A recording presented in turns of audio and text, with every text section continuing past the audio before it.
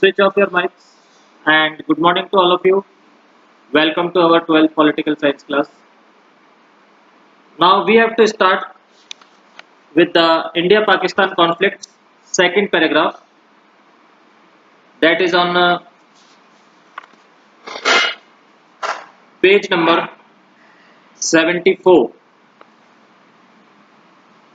Page number 74.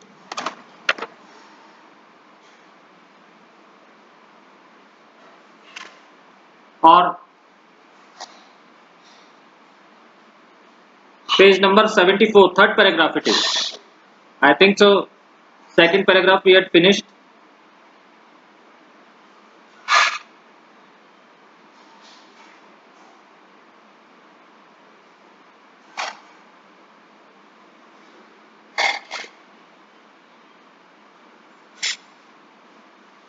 Yes, third paragraph or second paragraph? From where we have to start? India-Pakistan conflict, second paragraph. Okay.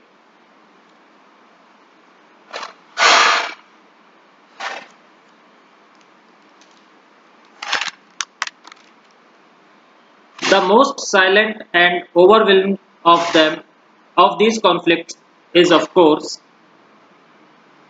the one between India and Pakistan. Soon after the partition, the two countries get embroiled in a conflict over the fate of Kashmir. The Pakistani government claimed that Kashmir belonged to it. Wars between India and Pakistan in 1947. बेटा Anushka had started second paragraph, इसको थोड़ा सा समझा देता हूँ फिर third paragraph पे आ जाएंगे. The Pakistani government claimed that Kashmir belonged to it. Wars between India and Pakistan in 1947-48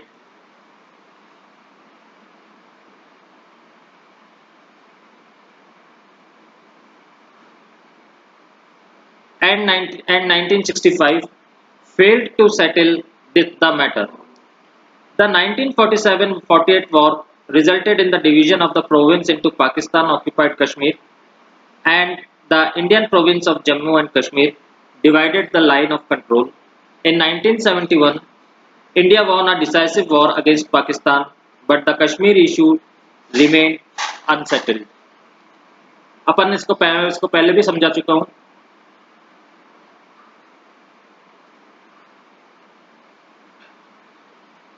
means ये जो कॉन्फ्लिक्ट्स थे इनमें भारत और पाकिस्तान का कॉन्फ्लिक्ट्स तो आप देख ही रहे हो. इसमें जब पार्टीशन हुआ, जब डिवीजन हुआ या विभाजन हुआ दोनों देशों के बीच में, तो ये दोनों देश कश्मीर के मामले को लेकर के लड़ पड़े. पाकिस्तानी की सरकार का दावा था कि कश्मीर पाकिस्तान का है. भारत और पाकिस्तान के बीच 1947-48 एंड इन 1965 में जो वॉर हुई,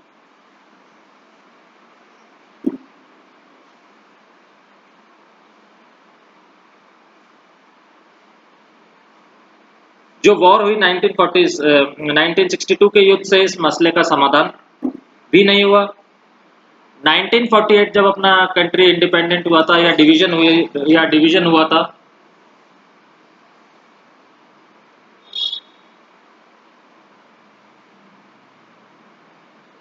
तो दोनों ही डिवाइड हो गए थे. भारत के अंदर जो आया वो जम्मू एंड कश्मीर प्रोविंस जो बना वो कहलाया, और दोनों ही देशों के बीच का एक लाइन ऑफ कंट्रोल खींच दी गई, यानी कि एक तो पाकिस्तान ऑक्यूपाइड कश्मीर हो गया और एक भारत वाला पार्ट हो गया, और दोनों के बीच के में क्या है, एक लाइन ऑफ कंट्रोल है जिसको अपन एलओसी बोलते हैं. और उसके बाद 1971 के अंदर भी जो वॉर हुई उसके अंदर भी क्या है, ये डिस्प्यूट जो है, कश्मीर वाला जो डिस्प्यूट है, ये अभी तक अनसेटल्ड ही है. इसके ऊपर कुछ सेटलमेंट नहीं हुआ. क्लियर? ये कर चुके थे अपन ये paragraph. Clear to you?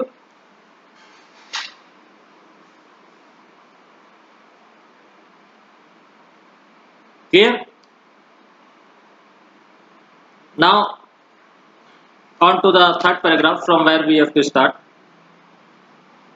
India's conflict with Pakistan is also over a strategic issues like the control of the Siachen glacier and over acquisition of arms. The arms race between the two countries assumed a new character with both states acquiring nuclear weapons and missiles to deliver such arms against each other in the 1990s. In 1998, India conducted a nuclear explosion in Pokhran. Pakistan responded within a few days by carrying out a nuclear test in the Chagai Hills. Since then, India and Pakistan seem to have built a military relationship in which the possibility of a direct and full-scale war was or has declined. Now, strategic issues जैसे कि सियाचन का glacier है। Siachen glacier आज अपन अखबार पढ़ते हैं, newspaper पढ़ते हैं, उसमें देखते हैं कि सियाचन ग्लेशियर के बारे में आए दिन वहाँ पे क्या होते हैं, बमबारी या ये चलती रहती है। तो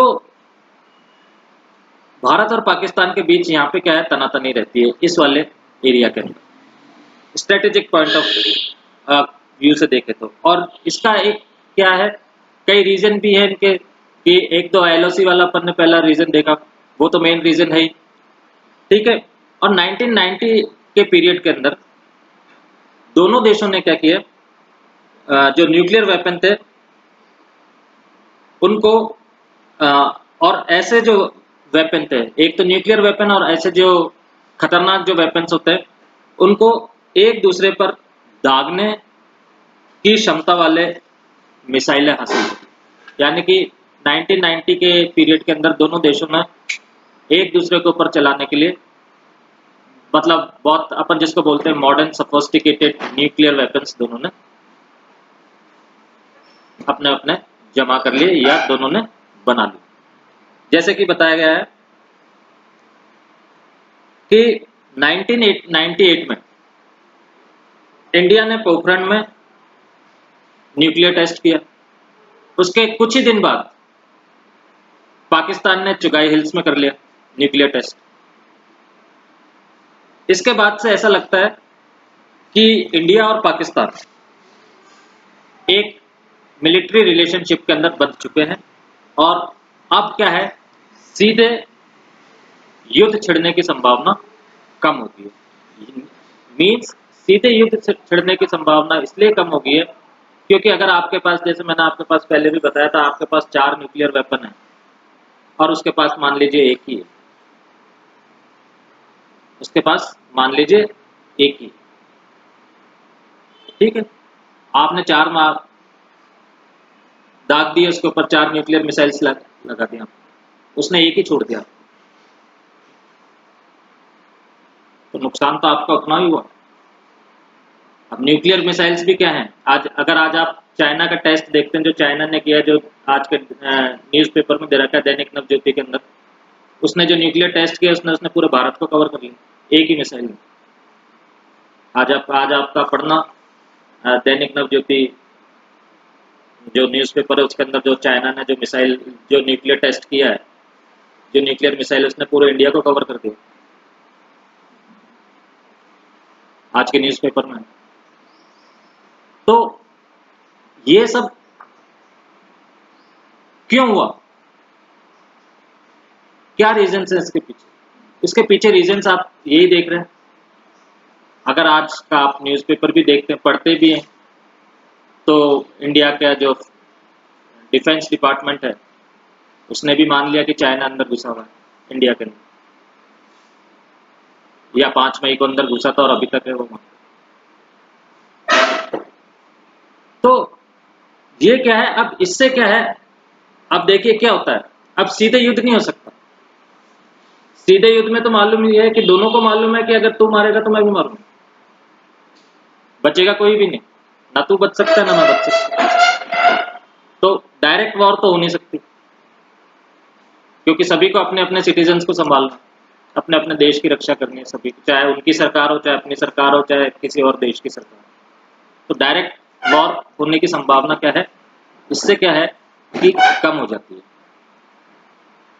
clear? Any question from this paragraph?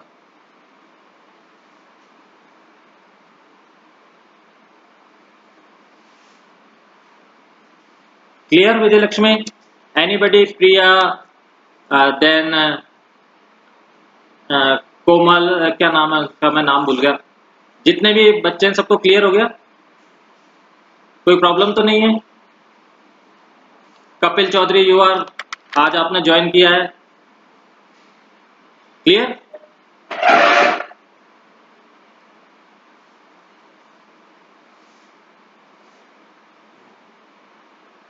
हाँ बेटा, एक साथ ही किया था, थोड़े दिन के बाद किया इंडिया पाकिस्तान ने। पहले इंडिया ने किया, उसके कुछ ही दिन बाद जब पाकिस्तान ने देखा कि इंडिया ने न्यूक्लियर टेस्ट कर लिया, तो पाकिस्तान ने भी कर लिया।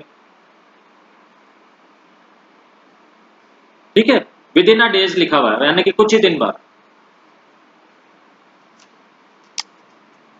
Now next paragraph.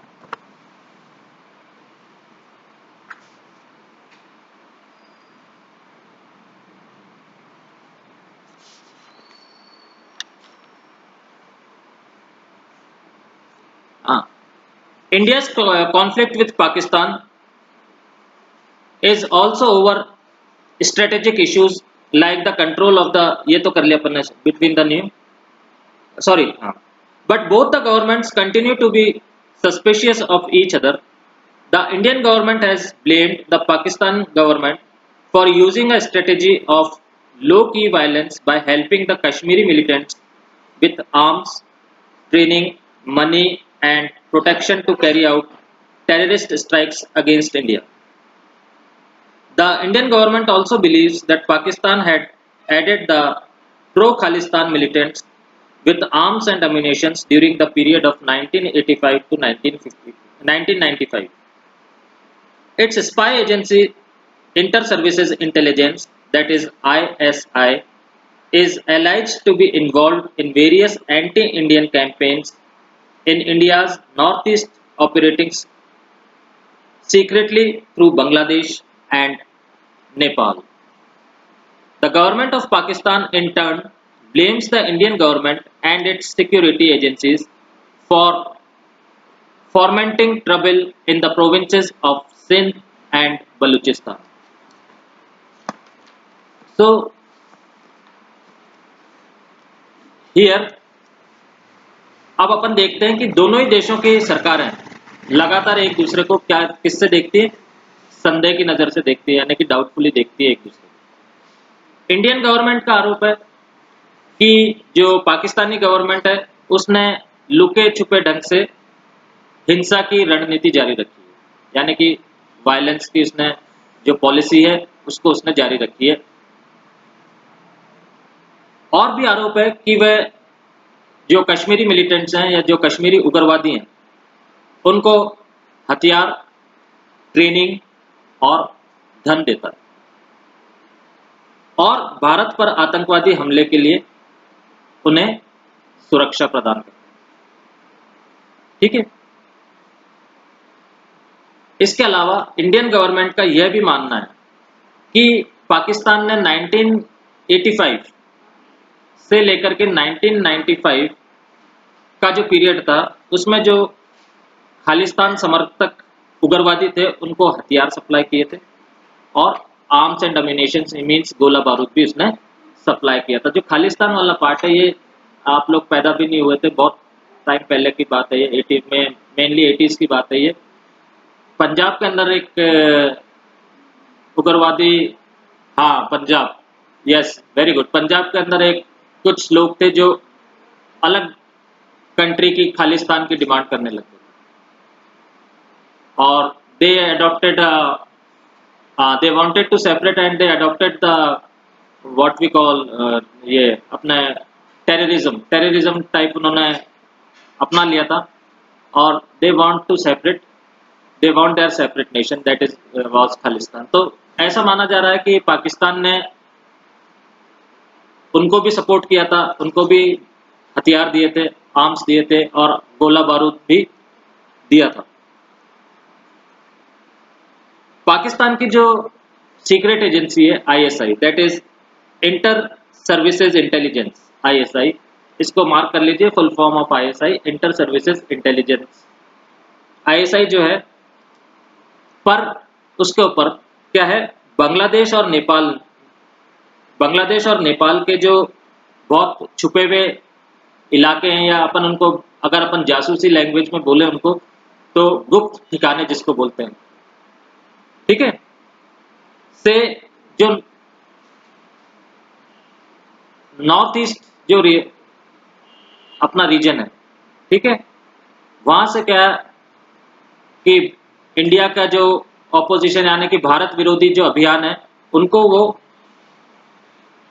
क्या देता है, उकसाता है, या उनको वहां से वो बढ़ावा देता है, ठीक है।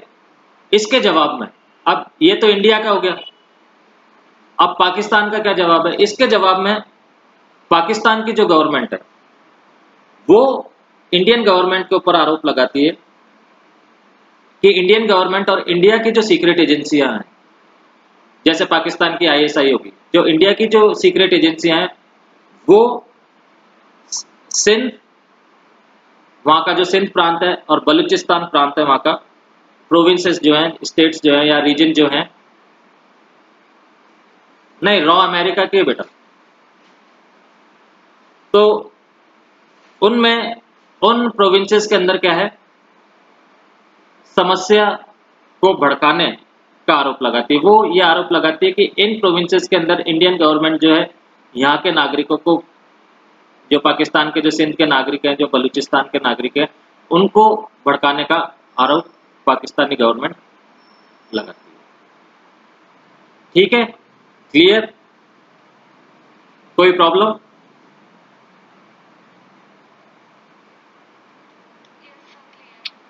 हाँ ठीक है,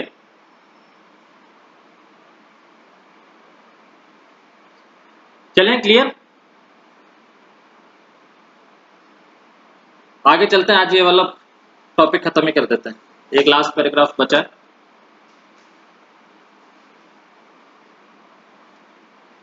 now India and Pakistan also have had problems over the sharing of river waters. Until 1960, they were locked in a fierce argument over the use of the rivers of the Indus Basin. Eventually, in 1960, with the help of the World Bank, India and Pakistan signed the Indus Water Treaty, which has survived to this day in spite of various military conflicts in which the two countries have been involved. There are still some minor differences about the interpretation of the Indus Water Treaty and the use of the river waters. The two countries are not in agreement over the demarcation line in Sar Creek in the run of Kutch. The dispute seems minor, but there is an underlying worry that how the dispute is settled may have an impact on the control of sea resources in the area adjoining Sar Creek. India and Pakistan are holding negotiations on all these issues. Now, India और पाकिस्तान के बीच में, हाँ ठीक है बेटा, वो जो अपनी जो भी एजेंसियां हैं वो अपन उसके ऊपर बाद में डिस्कस करेंगे, क्योंकि टाइम अपने को बहुत कम मिलता है। अपन ने जो पाकिस्तान की एजेंसी का नाम दे रखा था, अपन ने पाकिस्तान की एजेंसी का नाम लिख लिया। अपने जो अब आपने से पूछा जाएगा तो खाली तो पाकिस्तान की एजेंसी के बारे में पूछा जाएगा, इंडिया की एजेंसी के बारे में, ठीक है। So don't worry about that, it is a general question कि हाँ भाई इंडिया की कौन सी है, पाकिस्तान की कौन सी, और पाकिस्तान की तो अपनी बुक में ही दे रखी है, सिलेबस में ही, ठीक है। भारत और पाकिस्तान के बीच जो रिवर वाटर है के बंटवारे के सवाल पर भी तनातनी बनी हुई है या तनातनी हुई है। आपने अगर 10th क्लास पढ़ी है तो ना वहां पे एक इंडिया पाकिस्तान वाटर ट्रीटी दे रखी है और वो कई बार बोर्ड में आ चुकी है, कई बार बार बार रिपीट होती है वो इंडस 10th क्लास के अंदर दे रखी है Indus water treaty India and Pakistan की। छोटा सा ब्लॉक दे रखा है, छोटे से ब्लॉक में वो ट्रीटी दे रखी है कि वो ट्रीटी क्या है। खैर आपने नहीं पढ़ी बट हाँ रिलेटेड टू इंडस, क्योंकि इंडस इंडस रिवर ही तो है जिसकी 5 नदियां, एक तो इंडस का है, इंडस का सोर्स कहां से है, इंडस का सोर्स अगर आप मैप से देखेंगे तो ये तिब्बत से मानसरोवर से जो तिब्बत के अंदर है वहां से ओरिजिनेट होती है, वहां से ओरिजिनेट होने के बाद ये जम्मू कश्मीर में घुसती है, जम्मू कश्मीर से घुस करके ये पाकिस्तान में निकलती है, पाकिस्तान से निकल करके इसकी 5 नदियां वापस से इंडिया के अंदर आती हैं जो कि पंजाब के अंदर है, जो आप रावी, बीज और सतलज जो रिवर्स है, ये 5 नदियां वापस पंजाब के अंदर आती है इंडिया के अंदर, जब तो पंजाब को बोलते हैं लैंड ऑफ 5 रिवर्स। तो अब ये रिवर जम्मू कश्मीर में घुसती है, फिर पाकिस्तान में निकलती है, फिर वापस इंडिया के अंदर आती है। तो नेचुरल बात है कि पानी का बंटवारे के ऊपर वो होगा क्योंकि दोनों देशों से निकल रही है ये। तो अब क्या हुआ कि 1960 तक तो